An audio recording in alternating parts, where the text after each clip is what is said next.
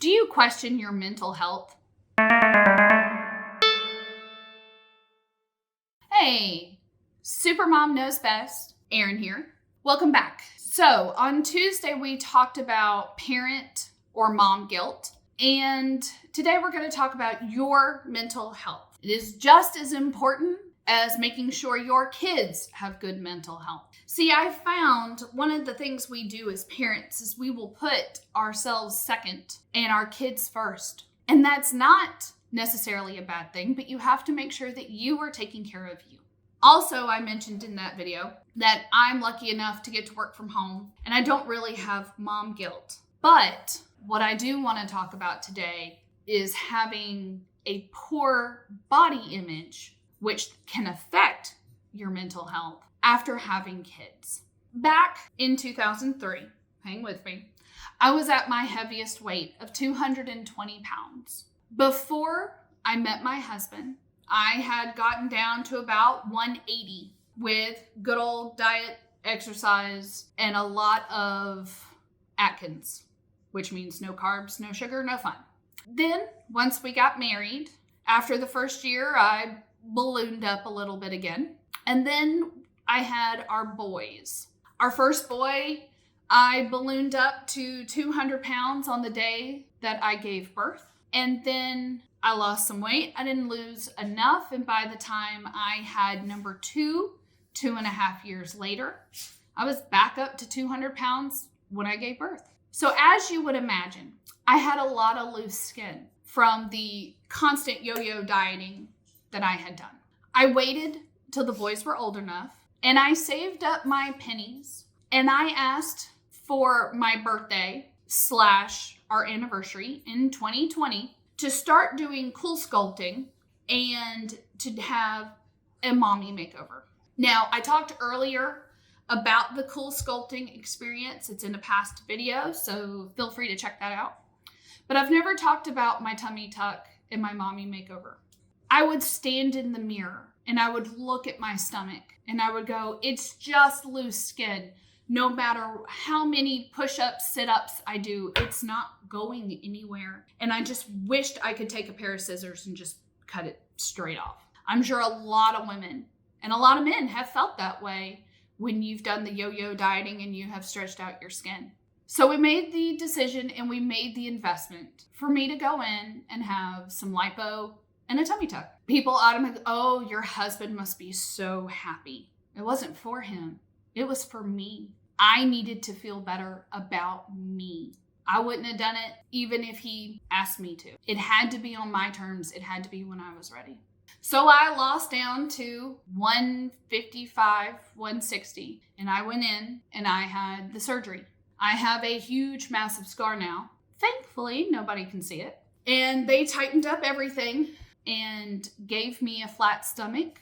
I also found out that my muscles had pulled apart due to having the boys, which didn't surprise me. They were giant children. So they put my muscles back together for me and fixed me up and sent me along my way. Now I had nothing else done. That was it.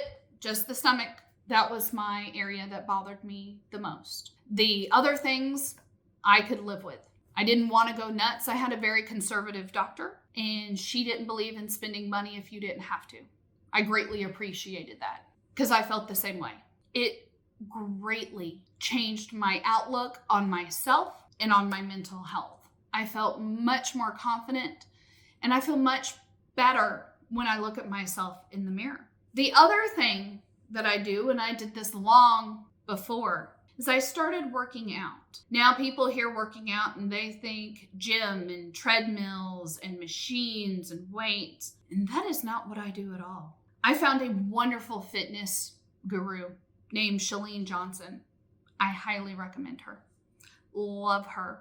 Found her back in 2005 with her Turbo Jam series on Beachbody, which now I believe is just called Body. I think they did a rebranding.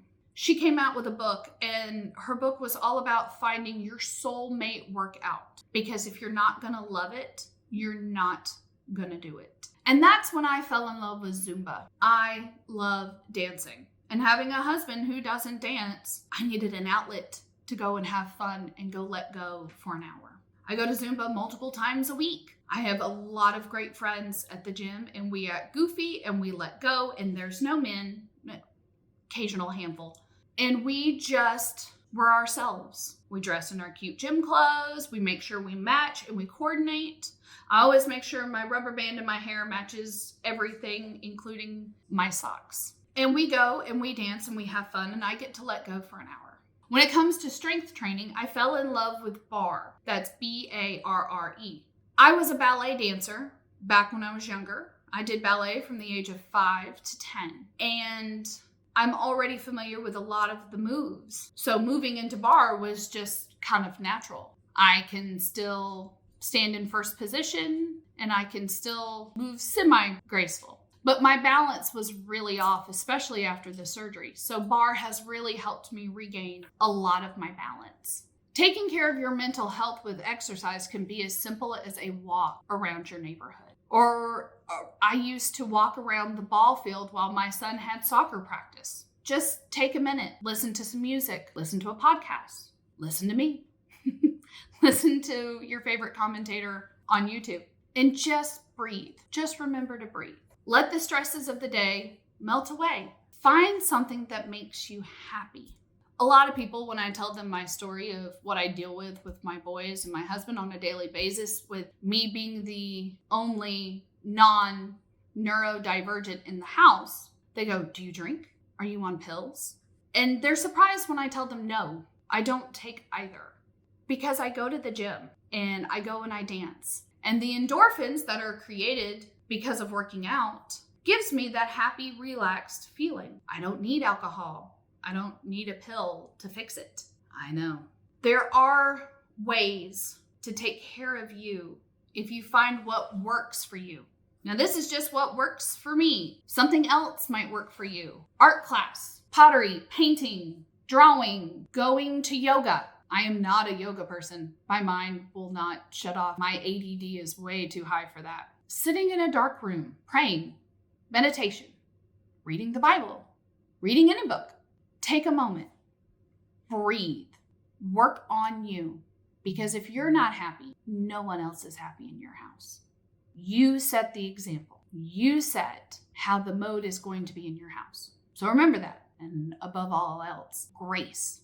Give yourself grace. I hope you liked this video. Please like, share, comment, do all the things.